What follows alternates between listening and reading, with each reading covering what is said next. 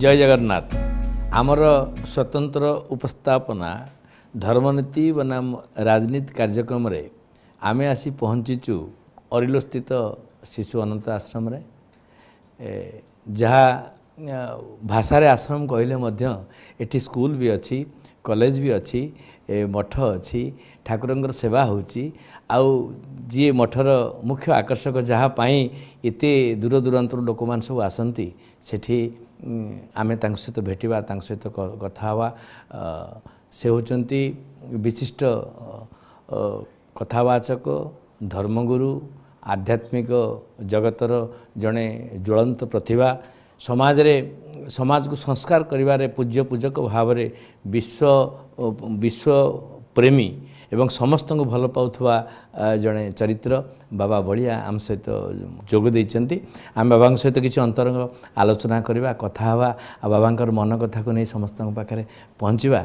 जय जगन्नाथ बाबा मु आपन आम कार्यक्रम को स्वागत करुच्ची बाबा बहुत आनंद लगुच आपण परिवेश भितर आमर कार्यक्रम धर्मनीति और राजनीति ये आसला मु देखुची धर्म ठारू सेवा कार्यक्रम आपणकर एठी अधिका होची जेमती पिला मान स्कूल अच्छी एपट सेपटे कॉलेज अच्छी आ दैनिक अन्नछत्र बंदोबस्त अच्छी ये सब कार्यक्रम कौन पाई आपण एते निबिड़ भाव मु भाबे जे धर्म कहले जे केवल दो नामांकित धर्म बा संप्रदाय मुझे धर्म बोली माने सम्मान दिए किंतु से अर्थ मुझे समस्त जमी बुझती मुझे बुझे ना धर्म कहले धारण करवा धारायती धर्म कौन धारण करवा खाली जे घंटी बजेवा पूजा करवा आरती करवा पुष्पांजलि दबा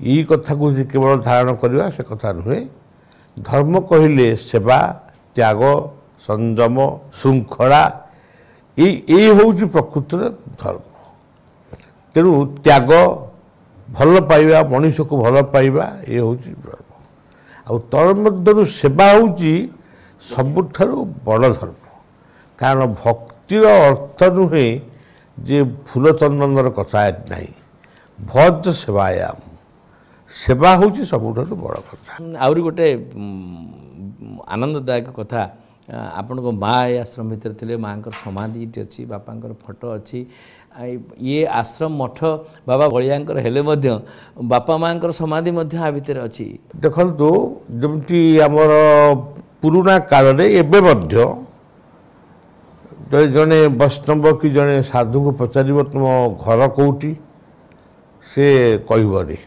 ना पूर्वाश्रम बोली पड़ो टी कहीपारती बापा माँ का ना कौन से कहबेनी मु ये सब कथा को मु भावे नित्यांत गोटे भूल कथा जो मान माध्यम रे आमे ये संसार को आसीछु भगवान निजे जहाँ को आमे जहाँ को आमे पूजा करूँ जहाँ को पाइबा पाई आमे घर छाड़िलु किंतु सी तो निजे से माध्यम रे आमको संसार को पठेले तेणु आमे तांकु छाड़िकी जननी जन्मभूमिश्च स्वर्गारोपी करी मु से कथा को विश्वास करना मो गाँ मो पई सुंदर मु गीत भी लिखी मो गाँ पई मो परिवार मो पई वैकुंठ बापा बोंकर उत्सव बापा बोंकर उत्सव पालन करे अन्य मानक जनइबा पई जे मु करूची तम माने जो निर्विकल्प समाधि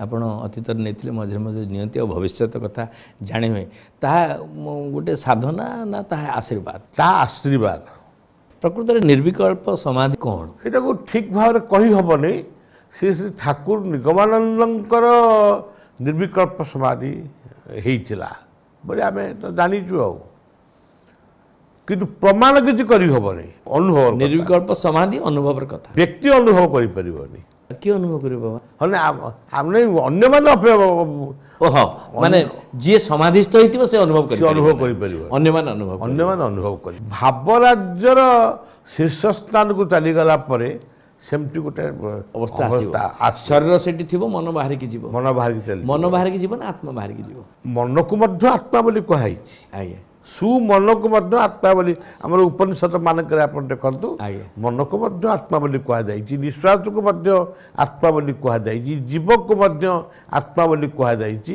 ତେଣୁ ଯାହା ବି ଗୋଟେ ହଉ ଜୀବନ ଥାଇପାରେ କିନ୍ତୁ ଟୋଟାଲି ମାନେ ଅଛି କି ନାହିଁ ଭାଗବତର ଯେଉଁ ପଦ ଅଛି କି ନାହିଁ ନିଜ ଦେଇ ଉଭୟ ମତ ନ ଜାଣଇ, ଏମିତି ଗୋଟେ ଅବସ୍ଥା ମଣିଷର 5 ମିନିଟ୍ ପାଇଁ 10 ମିନିଟ୍ ପାଇଁ 15 ମିନିଟ୍ ପାଇଁ ଆସେ, ବହୁ ମହାପୁରୁଷ ମାନଙ୍କର ହେଇଛି। ଆପଣ ଆଧ୍ୟାତ୍ମିକ ଚେତନାକୁ ଯେଉଁପରି ଭାବରେ ବୁଝିଛନ୍ତି ମୁଁ ତାକୁ ସ୍ୱାଗତ କରୁଛି। ସମସ୍ତ ସାଧୁ ବାବାଜୀ ମାନେ ଯେପରି ଭାବରେ ଆଜି ସମାଜରେ ନିନ୍ଦିତ ହେଉଛନ୍ତି ତାଠୁ ଯଥେଷ୍ଟ ଉର୍ଦ୍ଧ୍ୱରେ ଆପଣ, ତା ସତ୍ତ୍ୱେ ମଧ୍ୟ ଆପଣ ଗୋଟେ ଯାତ୍ରା ପାର୍ଟି କରିଛନ୍ତି ଏବଂ ଯାତ୍ରା ପାର୍ଟି କଥା ମଧ୍ୟ ଆପଣ ଏଇଠି ଥାଇକି ମଧ୍ୟ ବୁଝାବୁଝି କରନ୍ତି। ଗୋଟେ ତାମସିକ କାର୍ଯ୍ୟକ୍ରମ ଗୋଟେ ଆଧ୍ୟାତ୍ମିକ ଲୋକ ପାଖରେ ଆକୁ ଆପଣ କେମିତି ଭାବରେ ବିବେଚନା? ମୋର ବାପା ଥିଲେ ଜଣେ କଳାକାର, ଆଜ୍ଞା। ସେ ତାଙ୍କର ଜୀବନରେ ଗୋଟେ ଇଚ୍ଛା ଥିଲା ଗୋଟେ ଯାତ୍ରା ପାର୍ଟି କରିବେ ବୋଲି, ଶେଷ ଜୀବନରେ ସେଟା ହେଇପାରିଲାନି, ବାପାଙ୍କର ଦେହତ୍ୟାଗ ହେଇଗଲା। ତାପରେ ମୁଁ ଯାତ୍ରା ପାର୍ଟିଟି ଆରମ୍ଭ କଲି। ଯେତେବେଳେ ଯାତ୍ରା ପାର୍ଟି ଆମେ କଲୁ ସେତେବେଳେ ଆମକୁ ବି ଜଣା ନଥିଲା ଯାତ୍ରା ପାର୍ଟିଟା କ'ଣ। ଆଜ୍ଞା। କାରଣ ଆମ ପିଲାଦିନର ଯାତ୍ରା ବର୍ତ୍ତମାନ ଆଗେଇ ଯାଇଛି, ସେତେବେଳେ ଝିଅ ବୋହୂମାନେ ରହୁନଥିଲେ। ତେଣୁ ଯାତ୍ରା ପାର୍ଟି ହଉ ହଉ ହଉ ହଉ ଭକ୍ତମାନେ ସମସ୍ତେ ନାଗି ପଡ଼ିଲେ, ଯାତ୍ରା ପାର୍ଟି ହେଇଗଲା। ଯାତ୍ରା ପାର୍ଟି କ'ଣ କହନ୍ତି ଯେ ଲାଭଜନକ ବ୍ୟବସାୟ, ଲାଭ ନାହିଁ, କିଛି ନାହିଁ। 15 ବର୍ଷ ଯାତ୍ରା ଭିତରେ ମୁଁ 30,000 ଟଙ୍କା ମାତ୍ର ମୋତେ ତୀର୍ଥ ଖର୍ଚ୍ଚ ଦେଇଛନ୍ତି। ହଁ, କେବଳ କଳାକାର ବଞ୍ଚିଛନ୍ତି, କିଛି କମିଟି ବଞ୍ଚିଛି, କିଛି ଲେବର ବଞ୍ଚିଛନ୍ତି। କିନ୍ତୁ ବର୍ତ୍ତମାନ ଯାତ୍ରା ପାର୍ଟି ଆମର ଆଉ ନାହିଁ, ଆମେ ଯାତ୍ରା ପାର୍ଟିରୁ ବିଦାୟ ନେଇ ସାରିଲୁ। ଆପଣ ନିଜେ ମଧ୍ୟ ବେଳେବେଳେ ଅଭିନୟ କରିବାକୁ ଭଲ ପାଆନ୍ତି? ମୁଁ ଅଭିନୟ କେବେ କରିନି, କିନ୍ତୁ ଡାଇରେକ୍ସନ୍ ମୋ ବାପାଙ୍କର କଳା ମୋ ପାଖରେ ଅଛି।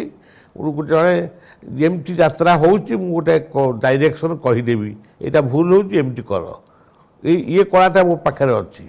କିନ୍ତୁ ହେଲେ ସେଇଟା କେଉଁଠି ଆଉ କରିବି, ସେଇଟା ଗୋଟେ ଯାତ୍ରା ପାର୍ଟି ଥିଲା ବୋଲି ଗୋଟେ କରୁଥିଲି, ଆଉ ତ ସେଇଟା ନାହିଁ, ଆଉ କାହାକୁ ଡାଇରେକ୍ସନ୍ ଦେବି।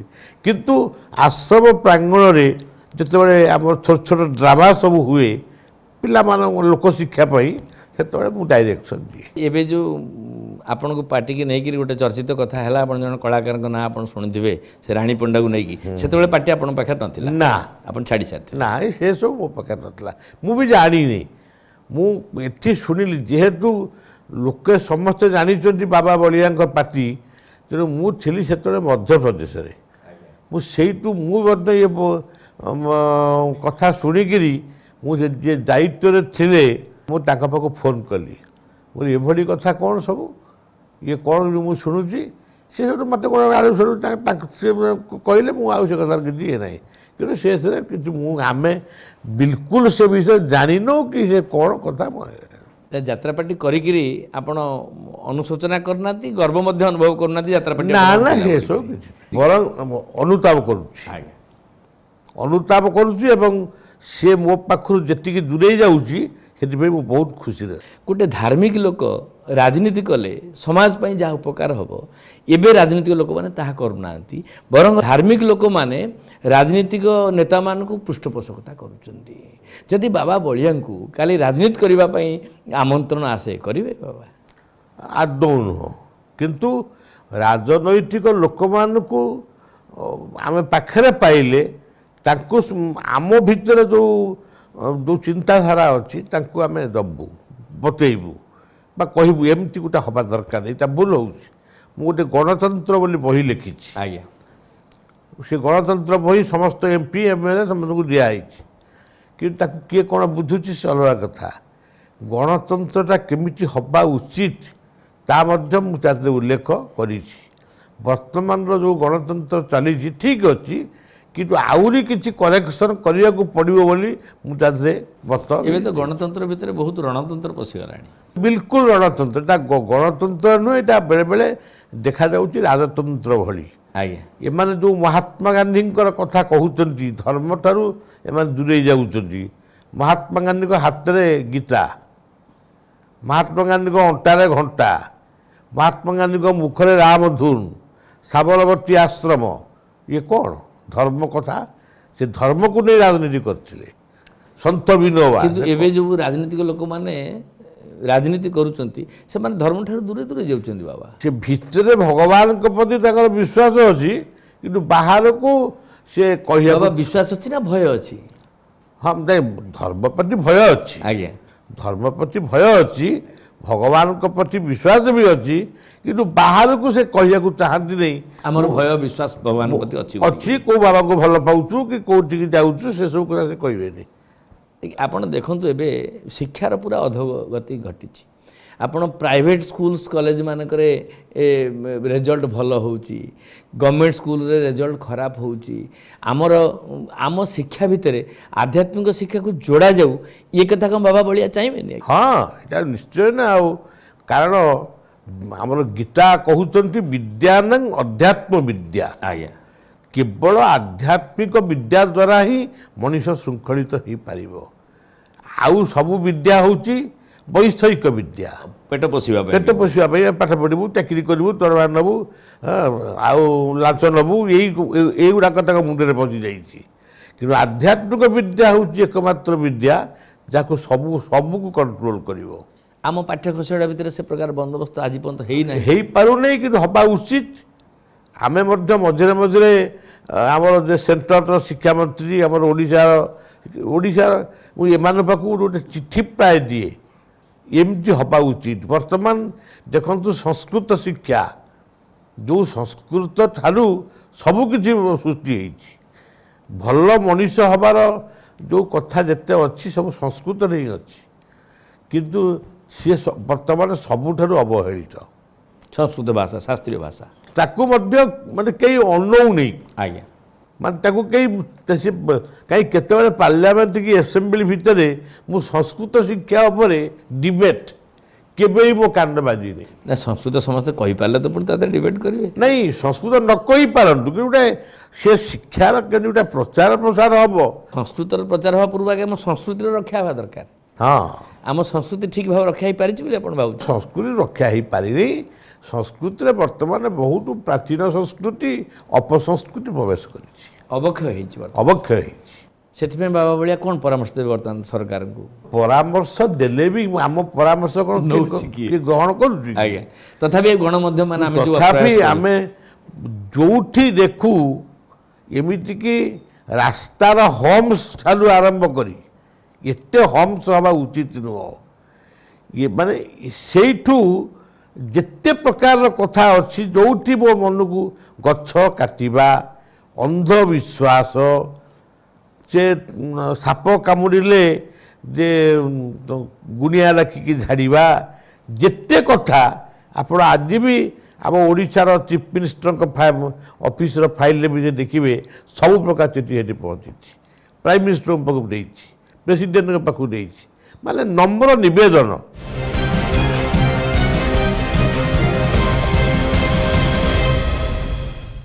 ଯୋଗୀ ଅରବିନ୍ଦ ତାଙ୍କର କେତେ ଲିଟରେଚରରେ ଯାହା ଲେଖିଥିଲେ ତାଙ୍କର ଅଖଣ୍ଡ ଭାରତର ସ୍ୱପ୍ନ ସେ ଦେଖିଥିଲେ ଏବଂ ସିଏ ବର୍ତ୍ତମାନ ଏବେ ଭାରତବର୍ଷର ପ୍ରଧାନମନ୍ତ୍ରୀ ମୋଦି ପାକିସ୍ତାନରୁ 370କୁ ଉଚ୍ଛେଦ କରିଛନ୍ତି। ପାକିସ୍ତାନ ବର୍ତ୍ତମାନ ଭାରତ ଭିତରକୁ ଆସିଛି, ୟାକୁ ଆପଣ ସ୍ୱାଗତ କରୁଛନ୍ତି? ହଁ ହଁ ଏଇଟା ପୂର୍ଣ୍ଣ ସ୍ୱାଗତ। ଆମେ ପାକିସ୍ତାନ ଅଧିକୃତ କାଶ୍ମୀର ଆକୁ ମଧ୍ୟ ଭାରତବର୍ଷ ଲୋକମାନେ ଆଶା କରୁଛନ୍ତି ଭାରତ ଭିତରକୁ ଆସୁ, ଅଖଣ୍ଡ ଭାରତ ହଉ। ଆପଣ ସେ ବାବଦରେ କ'ଣ ଆପଣ ଦେଖନ୍ତୁ? ଅଖଣ୍ଡ ଭାରତ କହିଲେ ଇନକ୍ଲୁଡିଂ ପାକିସ୍ତାନ, ହଁ ନିଶ୍ଚିତ ଆହୁରି ଆହୁରି ଆହୁରି ଅଛି, ତାକୁ ଆଉ ନେଇ ହେବନି। ଆଜ୍ଞା ଶ୍ରୀଲଙ୍କା, ଆଫଗାନିସ୍ତାନ ଅଖଣ୍ଡ ଭାରତ ଭିତରେ, ଅଖଣ୍ଡ ଭାରତ ଭିତରେ ଭୁଟାନ, ଇଏ ସବୁଠୁ ଅଖଣ୍ଡ ଭାରତ। ଆଜ୍ଞା ନେପାଳ, ଶ୍ରୀଲଙ୍କା ଇଏ ସବୁ ତ ଦିନେ ଆମ ସାଙ୍ଗରେ ଥିଲେ ନା। କିନ୍ତୁ ବର୍ତ୍ତମାନ ଯେଉଁ ପାକିସ୍ତାନ ଇଏ ତ ଅଖଣ୍ଡ ଭାରତ ଭିତରେ। ଭାରତ ସ୍ୱାଧିକାର ପ୍ରାପ୍ତ ହେଇଛି। ଭାରତ ବର୍ତ୍ତମାନ ସୁଦ୍ଧା ସ୍ୱାଧୀନ ହେଇନାହିଁ। ସ୍ୱାଧୀନ କାହିଁକି ହେବ? ଭାରତର ଅଧିକାରଟା ପାଇଛି ନା। ଆଉ ଭାରତ ଠାରୁ ପାକିସ୍ତାନ ସ୍ୱାଧୀନ ହେଇଛି ନା। ଆଉ ସିଏ ଅଲଗା ହେଇଯାଇଛି, ନା। ଆଉ ନାଇଁ ଏବେ 370 ଉଚ୍ଛେଦ ପରେ ପାକିସ୍ତାନ କାଶ୍ମୀରରେ ଯେଉଁ ଅବସ୍ଥା ବର୍ତ୍ତମାନ ହେଇଛି, ଲୋକମାନେ ଆପଣ ଲଦାଖରେ ଆପଣ ଟେଲିଭିଜନ ମାଧ୍ୟମରେ ଦେଖିବେ, ଲଦାଖରେ, ଜାମ୍ମୁରେ, କାଶ୍ମୀରରେ ଏବେ ଲୋକମାନେ କହୁଛନ୍ତି ଆମେ ଏତେ ଦିନ ପରେ ବାସ୍ତବ ସ୍ୱାଧୀନତା ପାଇଲୁ, କିନ୍ତୁ ତାକୁ ମଧ୍ୟ ରାଜନୈତିକ ଲୋକମାନେ ବିରୋଧ କରୁଛନ୍ତି। ଯେଉଁମାନେ ବିରୋଧ କରୁଛନ୍ତି ତାଙ୍କ ଭିତରେ ଈର୍ଷା ହିଁ ଗୋଟେ ଈର୍ଷା, ବ୍ୟକ୍ତିଗତ ସ୍ୱାର୍ଥ ଈର୍ଷା ଏବଂ ଏଇଗୁଡ଼ାକ ରହିଛି। ସେଇମାନେ ହିଁ ତାକୁ ନିନ୍ଦା କରୁଛନ୍ତି। କିନ୍ତୁ ଇଏ ଗୋଟେ ସ୍ୱାଗତଯୋଗ୍ୟ ପଦକ୍ଷେପ, ଏକବାର ସ୍ୱାଗତଯୋଗ୍ୟ ପଦକ୍ଷେପ। କିଛି ଦିନ ଚାଲିବ, ମାନେ ଯେତେବେଳେ ଗୋଟେ 70 ବର୍ଷ ଧରିକିରି ଗୋଟେ ଏମିତି ଗୋଟେ ଭାବରେ ଥିଲା, ଏଇଟା କିଛି ଦିନ ଗଣ୍ଡଗୋଳ ଚାଲିବ, ବାଦାନୁବାଦ ଚାଲୁ। ଧାର୍ମିକ ଲୋକମାନଙ୍କ ଦ୍ୱାରା ଶାସନ ଭାର ଧାର୍ମିକ ଲୋକଙ୍କ ପାଖକୁ ଆସନ୍ତା, ତାହେଲେ ବାସ୍ତବରେ ଅଖଣ୍ଡ ଭାରତର ସ୍ୱପ୍ନ ତାହା ସାର୍ଥକ ହେଇପାରେ। ଧାର୍ମିକ ଲୋକମାନଙ୍କ ଭିତରେ ଯଦି ପଦବୀର ଅହଙ୍କାର ରହିବ, ସେ ଧାର୍ମିକ ଲୋକ ନ ଆସିବା ଉଚିତ। ଆମେ ଧାର୍ମିକ ଲୋକର ପରିଭାଷା ତାହେଲେ କ'ଣ ଆମେ କହିବା? ନାଇଁ, ପ୍ରକୃତରେ ଧାର୍ମିକ ଲୋକ ଆସିବା ଦରକାର। ଆଜ୍ଞା, ମାନେ ଯେଉଁମାନେ ଧର୍ମକୁ ବୁଝିଛନ୍ତି। ଆଗରୁ ମହାପୁରୁଷ ମାନେ ଆଗରୁ ବି ଲେଖିଛନ୍ତି, ଗଢ଼ାଇବେ ସାଧୁ ରାଜ୍ୟ ନିର୍ମଳ ଶାସନ। ତେଣୁ ଭାରତବର୍ଷରେ ଗୋଟେ ଏମିତି ସମୟ ଆସିବ ଯେ ସାଧୁ ରାଜ୍ୟ ହିଁ ପରିଣତ ହେବ। ବର୍ତ୍ତମାନ ଦେଖନ୍ତୁ, ଯୋଗୀ ଆଦିତ୍ୟନାଥ ଜଣେ ସାଧୁ। ଆଜ୍ଞା, ଉତ୍ତରପ୍ରଦେଶର ମୁଖ୍ୟମନ୍ତ୍ରୀ। ଯଦି ଯୋଗୀ ଆଦିତ୍ୟନାଥ ଯଦି ଜଣେ ସାଧୁ ହେଇକିରି ମଧ୍ୟ ଗୋଟେ ମଠର ମହନ୍ତ ହେଇକିରି ମଧ୍ୟ ଗୋଟେ ଏଡ଼େ ବଡ଼ ଷ୍ଟେଟ୍ଟାକୁ ସେ ଚଲାଉଛନ୍ତି, ତାହେଲେ ସେଭଳି ସାଧୁ କ'ଣ ଆଉ ଭାରତବର୍ଷରେ କେହି ନାହାନ୍ତି? ତାହେଲେ ବାବା ବଳିଆଙ୍କୁ ସୁଯୋଗ ମିଳିଲେ ବାବା ବଳିଆ କାହିଁକି ସେ ଦାୟିତ୍ୱ ନେବେ? ମୁଁ ପାରିବିନି, କାରଣ ମୋର ବ୍ୟକ୍ତିଗତ ଇଣ୍ଟରେଷ୍ଟ ନାହିଁ। ଆପଣମାନେ ନେଲେ ଦେଶର ମଙ୍ଗଳ ହେବ, ବିଶ୍ୱର କଲ୍ୟାଣ ହେବ। ଆପଣ ସ୍ୱୀକାର କରନ୍ତୁ ଏ କଥାକୁ। ନାଇଁ, ସେ କଥା ମୁଁ ସ୍ୱୀକାର କରୁଛି, କିନ୍ତୁ ମୋର ଆପଣଙ୍କର ବ୍ୟକ୍ତିଗତ ଇଚ୍ଛା ନାହିଁ, ସେ ବ୍ୟକ୍ତିଗତ ଇଚ୍ଛା ନାହିଁ। ବାବା 20 ବର୍ଷ ଧରି ଆପଣ ଦେଖୁଛନ୍ତି ଯେ ବିଜୁ ଜନତା ଦଳ ଓଡ଼ିଶାରେ ସରକାର କରିଛି। ଏବେ ମଧ୍ୟ ବହୁ ସଂଖ୍ୟାରେ ମଧ୍ୟ ସେମାନେ ଜିତିକି ଆସିଲେ ଏବଂ ଲୋକମାନେ ତାଙ୍କୁ ଗ୍ରହଣ କରିଛନ୍ତି ବୋଲି ସେମାନଙ୍କର ମଧ୍ୟ ଧାରଣା। ଆପଣ ଭାବୁଛନ୍ତି ଯାହା ଏଇ 20 ବର୍ଷ ଶାସନ ଭିତରେ ଶାନ୍ତି ଶୃଙ୍ଖଳା ଯାହା ଲୋକଙ୍କର ଆବଶ୍ୟକତା ସବୁ ସରକାର ପୂରଣ କରୁଛନ୍ତି? ନା, ସେ ହେଇନାହିଁ, କିନ୍ତୁ ଲୋକମାନଙ୍କୁ ଧରି ରଖିବା ପାଇଁ ସମସ୍ତ ତାଙ୍କର ଯେଉଁ କାର୍ଯ୍ୟକ୍ରମ କୌଶଳ, ବାବା ସେଇଟା କୌଶଳ କହିଲେ ବି ଭୁଲ ହେବନି। ଯୋଜନା ସବୁ କରାଯାଇଛି ସାଧାରଣ ଲୋକମାନଙ୍କୁ ଧରିବା ପାଇଁ, ବା ତାଙ୍କୁ ତ ଶାନ୍ତି ମିଳୁଛି।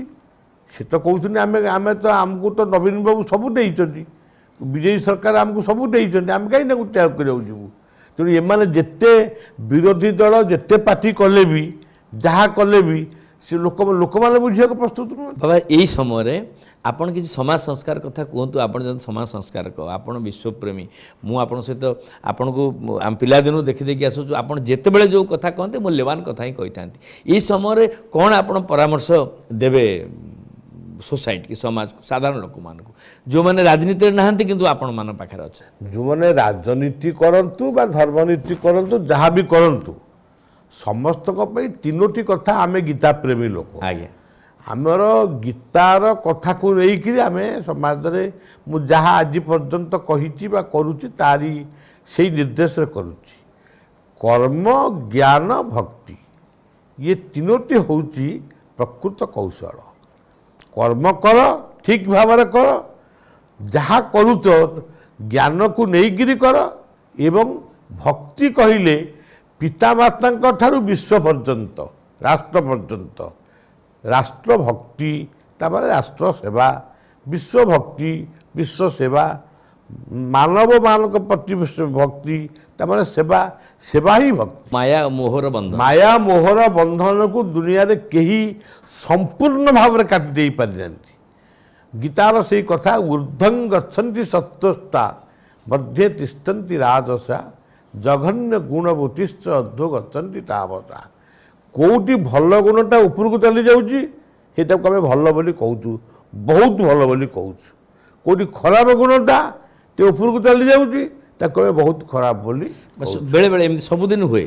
ଏଇଟା ସବୁବେଳେ ଯୁଗ ଯୁଗ ଧରି ଆମେ ଯାହାକୁ କହୁଛୁ ସତ୍ୟ, ତ୍ରେତୟା, ଦ୍ୱାପର, କଳି, ଆପଣ ନିଜେ ଦେଖନ୍ତୁ ସେ ପୁରାଣ ଗୁଡ଼ାକରେ କେତେ ଅସୁର को बद्ध କରିଛନ୍ତି ଯଦି ଏଗୁଡ଼ାକ ସବୁ ଯୁଗ ଯୁଗ ଧରିକିରି ଅଛି ଆଉ ଯେଉଁ ସାତ୍विक ରାଜସିକ ତାମସିକ ଏଇ ତିନିଟା ଗୁଣ କଥା ବାବା କହିଲେ ଇଏ କ'ଣ ଦୈନିକ ଲୋକଙ୍କ ଭିତରେ ଆସେ ତାର ପରିବର୍ତ୍ତନ ତିଆରି ନାଇଁ ଦୈନନ୍ଦିନ ଜୀବନରେ ନହେଲେ ବି ତା ଜୀବନର ବହୁ ସମୟରେ ଦୈନନ୍ଦିନ ବି ଆସୁଛି ମୁଁ ବର୍ତ୍ତମାନ ଧରନ୍ତୁ ଖାଇଲି ଶୋଇଲି ବର୍ତ୍ତମାନ ମୋ ରାଜସିକ ଗୁଣ ନାହିଁ କି ତାମସିକ ଗୁଣ ନାହିଁ କି ସାତ୍विକ ଗୁଣ ନାହିଁ ମୁଁ ନିର୍ବିକାର ଭାବରେ ଶୋଇଗଲି ମୁଁ ଉଠିଲି ଗୋଟେ ଭଲ କଥା ଚିନ୍ତା କଲି ସେଇଟା ସାତ୍विକ ଗୁଣ ତେଣୁ ଯଦି ସାତ୍विକ ଗୁଣକୁ ଛାଡ଼ି ମୁଁ ଗୋଟେ ଭୋଗ ବିଳାସ ଚିନ୍ତା କରିବି ମୋ ପାଖରେ ଏମିତି କିଏ ଗୋଟେ ଆଲଟ ପକାଇବ କିଏ ଗୋଟେ ଚାମର ପକାଇବ ମୁଁ ଶୋଇଥିବି ମୋ ଗୋଡ଼ କିଏ ଘଷିଦେବ ରାଜସିକ ଗୁଣ ଆସିଲା ଆଜ୍ଞା ଯଦି ତାପରେ ଯଦି କିଛି ବିକାରଗ୍ରସ୍ତ କାର୍ଯ୍ୟ ମୁଁ କଲି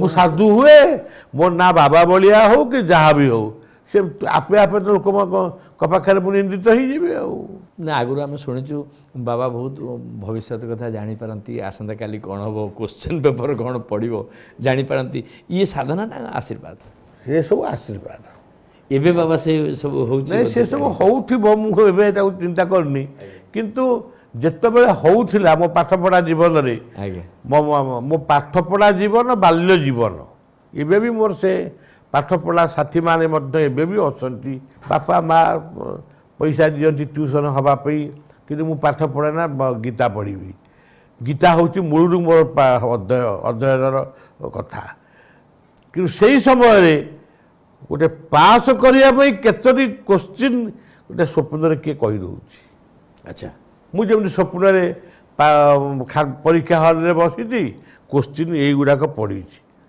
ମୁଁ ସେଇଟାକୁ ଭାବପ୍ରବଣ ହୋଇ ମୋତେ ବୟସ ସେତେବେଳେ 14-15 ବର୍ଷ ପିଲା ଏଇଆକୁ ପଢ଼ରେ ମୁଁ ସ୍ୱପ୍ନରେ ଦେଖିଛି ଏଇଆକୁ ପଢ଼ ସେ ପ୍ରକୃତରେ ବି ସେଗୁଡ଼ାକ କୋଶ୍ଚିନ୍ ହେଇକି ପଢ଼ିଥିବ ସେ ଭଗବତ କୃପା ସେ ସବୁ ଭଗବତ କୃପା କେବଳ ଭାବ ହିଁ ମୋର କେବଳ ଭଗବାନଙ୍କ ପ୍ରତି ଭାବ ଆଉ ମୋର କର୍ମ ଏବଂ ସଂଗ୍ରାମ ଏ ହେଉଛି ମୋର ସାଧନା ନା ଆପଣଙ୍କର ସମସ୍ତ ସ୍ଥାବର ଅସ୍ଥାବର ସମ୍ପତ୍ତି ଆପଣ ରାଜ୍ୟ ସରକାରଙ୍କୁ ଦାନ ଏବେ ବି ମଧ୍ୟ ମୁଁ ଆପଣଙ୍କ ଜରିଆରେ କହିବାକୁ ଚାହେଁ ସରକାର ଯଦି ଚାହିଁବେ ସମସ୍ତ ନେଇଯାଆନ୍ତୁ ଆମର କିଛି ଦରକାର ନାହିଁ ଆମେ ହଷ୍ଟେଲରେ ରହିଲା ଭଳିଆ ରହିକିରି କାମ କରିବୁ ମୋର ସେଥିରେ କିଛି ଟିକେ ବି ଲୋଭ ନାହିଁ ନା ସରକାର ନେଇକି ତାକୁ ଗଠନମୂଳକ ବିକାଶମୂଳକ କାର୍ଯ୍ୟରେ ଲଗେଇବା ଦରକାର ହଁ ସେଇ ଯେଉଁ ସ୍କୁଲ କଲେଜ ଯେମିତି ଚାଲିଛି ତାକୁ ସେ ହେଲେ ନେଲେ ଆଉ ଟିକେ ଭଲ ହେଲେ ହେବ ଆମେ ତ ପାରୁନୁ ତାପରେ ମୁଁ ସେଭଳି ମୋ ପାଖରେ କଳା ଧନର ଲୋକ ବେଶୀ ନାହାନ୍ତି ଯେ ମୋତେ ପୁଳାଏ ପଇସା କିଏ ଦେଇଦେବ ଯାହା ଆସୁଛି ସେଆକୁ ବାଣ୍ଟି କୁଟିକିରି ସବୁ କାମ କିନ୍ତୁ ଅନ୍ୟ ସାଧୁମାନଙ୍କ ପାଖରେ କଳା ଧନ ଥିବା ଲୋକମାନେ ଅଛନ୍ତି ନଥିଲେ ଏତେ କେଉଁଠୁ ସେମାନେ କରନ୍ତେ ନଥିଲେ ଏଇ ଯେଉଁ ଆଶ୍ରମଟିକି ଆପଣ ଦେଖିଲେ ଏଇ ଆଶ୍ରମର ଚାରିପାଖରେ ଦିଆଲଟିଏ ବୁଲି ପାରିନି ଏପର୍ଯ୍ୟନ୍ତ ଆଶ୍ରମ ହେଇଗଲା 50 ବର୍ଷ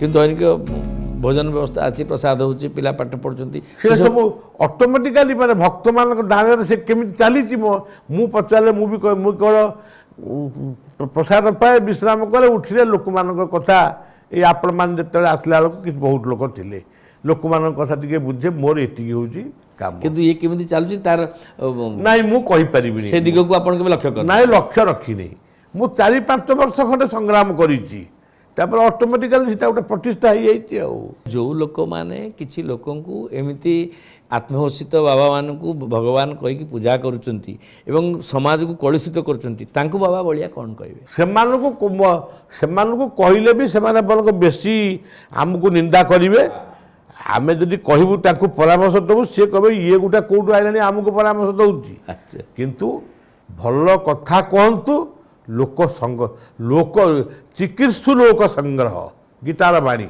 ଆଜ୍ଞା ଆମେ ଲୋକ ସଂଗ୍ରହ କରିବା ପାଇଁ ଆମେ ଭଲ କଥା କହିବା ଲୋକଙ୍କ ଦୁଃଖ ସୁଖ ପାଇଁ ତାଙ୍କ ଦୁଃଖ ସୁଖରେ ସାଥୀ ହେବା କିଛି ନହେଲେ ଆମ ପାଖରେ ଗୋଟେ ଅସ୍ତ୍ର ଅଛି ପ୍ରେୟାର ପ୍ରାର୍ଥନା साधुसंत मान आंगुठी देखो लोक मैंने साहस करछंती केवल किछि साधुसंत बेसर थिबा नकली बाबा मानक पई ये जो नकली बाबा नकली हस नकली कथा ये तो सब वर्तमान चली से नकली केमिति असली हबो आ असली माने केमिति असली की पाइबे सेति पई आमे आशा करछु आपन को भली साधु जो माने एक्चुअली आपन को तो साधु को जाय परबे आपन पूज्य पूजक भाव सबुटी अछंती आपन प्रकृति की भल पांती आपन पिला मान को भल पांती आपन समाज रो मंगल चिंता करती आपण केबे मध्य निज स्वार्थकता चिंता करनाती एबे आपण सीधा सड़क भाव में कहतु जे कौन कहे सरकार को कौन कहे लोक कौन कहे ये समाज कल्याण हाँपे आप कौन प्रेरणा देवे कौन हाँ नहीं मो भितर से साहस अच्छी